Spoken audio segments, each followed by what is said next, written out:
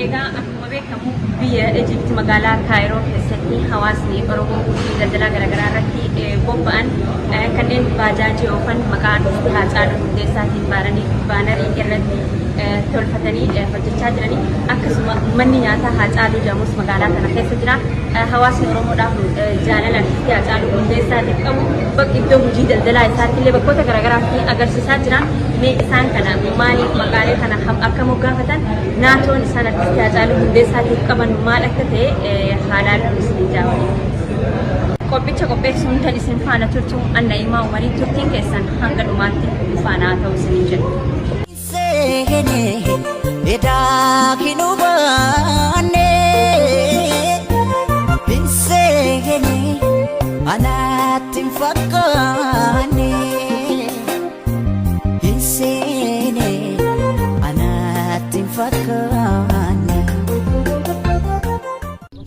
Akkam olte nagaa? Akkam jirtan nagaa?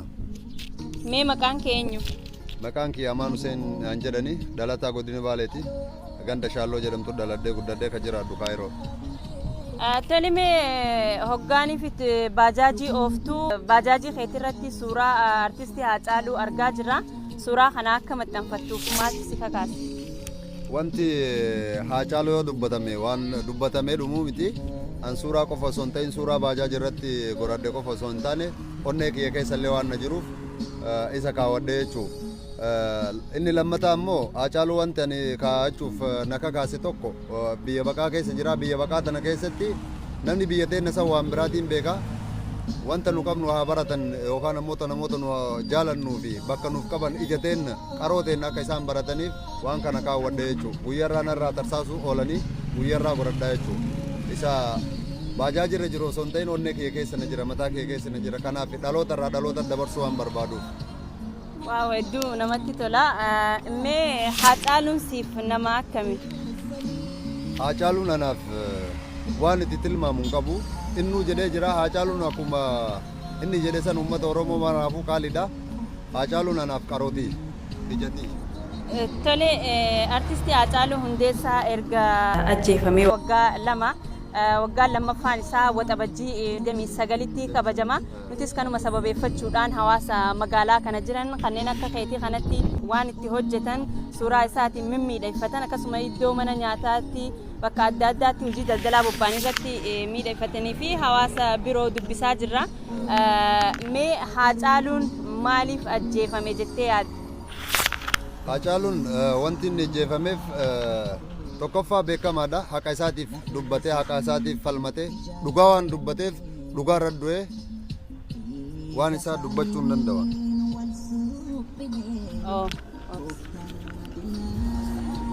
Nuti qaroo dhabne uummanni Oromoo karaa dhabe karaa daandii isaanii qaroo isaanii jaamsanii jechuudha. Kanaaf bilisiginnaan harka nu martee jechuudha. Karaa nutti dukkanaa'e. Uummanni Oromoodha akkuma diina isa galaafatetti callisuu qaba moo haqa isaa kana tattaafatee baasuu qaba jettamee yaadni ka'e? Wallahi Haacaaluu miti diinni keenya sila argitee ka daa'ima xiqqaallee dhiiga hedduu qabna. Haacaaluu qofaa osoo hin ta'in wanti nu kafalachuu qabnu hedduu jira. Garuu diinni Haacaaluu nuuf warqii daa'imandii jennee ibsachuu dandeenya. Sila waan jedhee ibsuun hin qabu Haacaaluu. Walumaa gala dubbii diinni isaa baddee hafuun ummata Oromootiif gumaa taatee hafti jedhee yaadaan. Gumaa nyaachuu osoo hin ta'in gumaa baasutu falaa jedhaan. Tole gaamee Amaan akkuma dhageenyee dhiyeenya kana umrii tanaan ilmoo 5 bakkatti argattee abbaa 5 taatee jirta. Ilmaan keessan keessaa illee tokko maqaa Haacaaluu akka moggaastee odeeffannoo qabna. Mee kana gochuuf maaltu si kakaasee kana irratti ibsanuu kenni yaada? An Rabbiin akka fedhe qaba.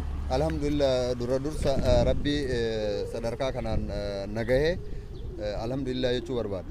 Ittaan suudhaan ilmaan an argadde ilmaan addaa waan hin ta'iniif ilmaan Oromoo waan taateef tokkoffaa dursarraayuu kaasee uummatuma Oromoo waliin maqaa baasuufi ture waan waliin galleef yeroo sanitti maqaan hin moggaaneefi Haacaaluu Hundeessaa jedheen Nuraddiiniin jaalala isaaf qabu waan biraa godhee of ejjeesee of fannisee mul'isuu waan hin dandeenyeef jaalala isa jaaladhu ilmoo xiyyaan mul'isaa jechuudha. Kanaaf ilmoo xiyya maqaa ittiin baasee Rabbiin ilmaan 5 naa kenne shan keessaa afur qaba.